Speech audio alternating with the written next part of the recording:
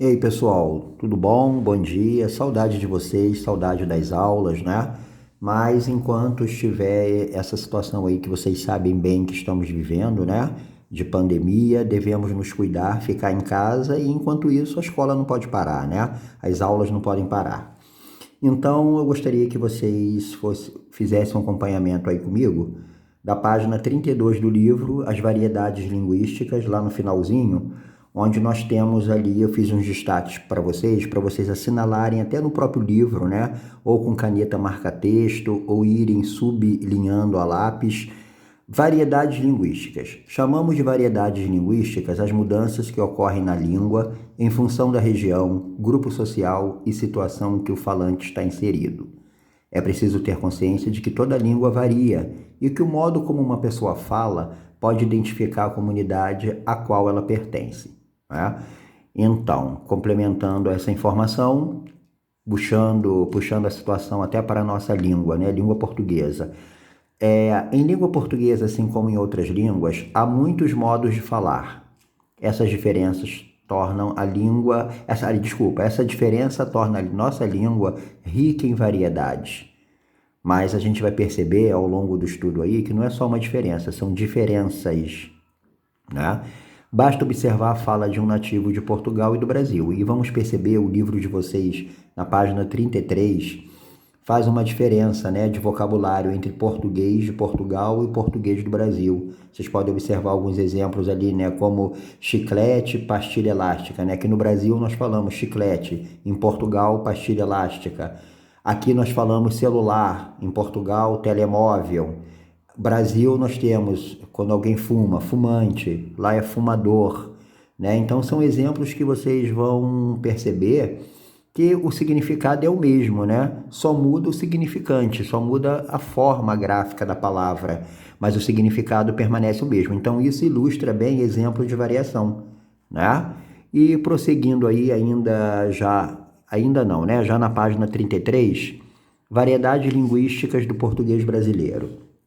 Uma delas que a gente vai observar bem a questão da variação é o sotaque, né? Que vai variar de uma região para outra, né? E aí vamos ter os exemplos, né, de sotaque, que são características específicas de modo de falar de um determinado grupo em relação à região ou de país para país, estado para estado, até de cidade para cidade, nós percebemos algumas mudanças.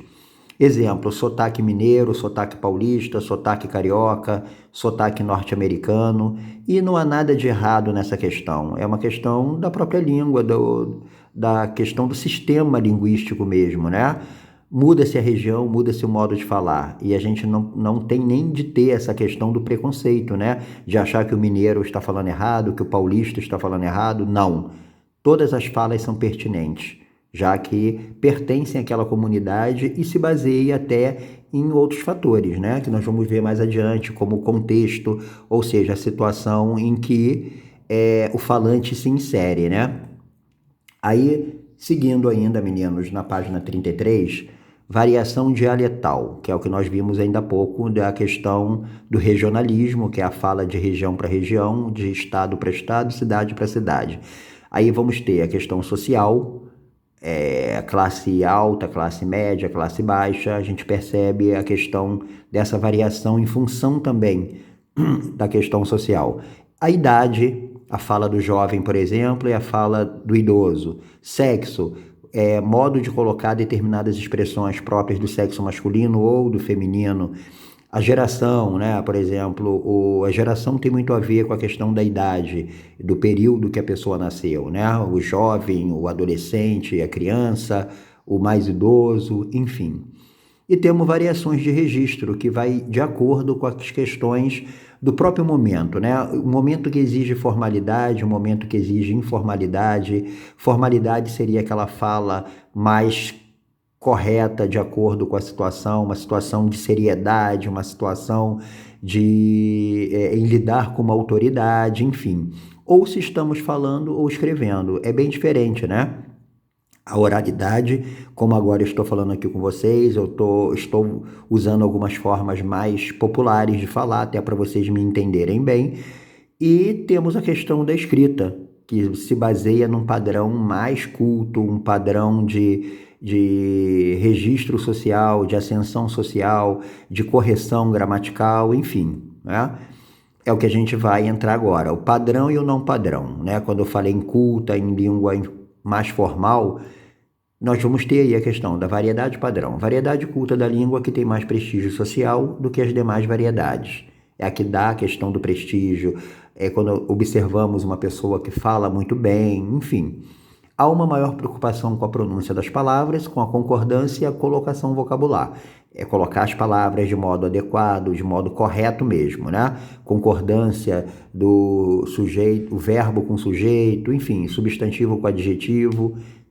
E, por outro lado, a não padrão, que são as formas populares, é o que nós usamos no dia a dia, né? É uma comunicação mais espontânea, informal e despreocupada com as regras gramaticais. É comum nos círculos pessoais, entre amigos, familiares, vizinhos, tá bom? Então, são formas que é o próprio dia a dia, né? Esse né que eu estou falando agora, por exemplo, é próprio da fala. Na escrita nós não usamos. Entenderam? E baseando-se nisso, vocês façam alguns apontamentos aí no livro que vocês acharem necessário, mas já sugiro que vocês sublinhem essas partes que foram passadas aqui nos slides e efetuem os exercícios das páginas 35 e 36, o que está assinalado, tá bom? Então tá, meninos, até a próxima aula, fiquem com Deus, tá? Estudem, qualquer dúvida estarei aqui.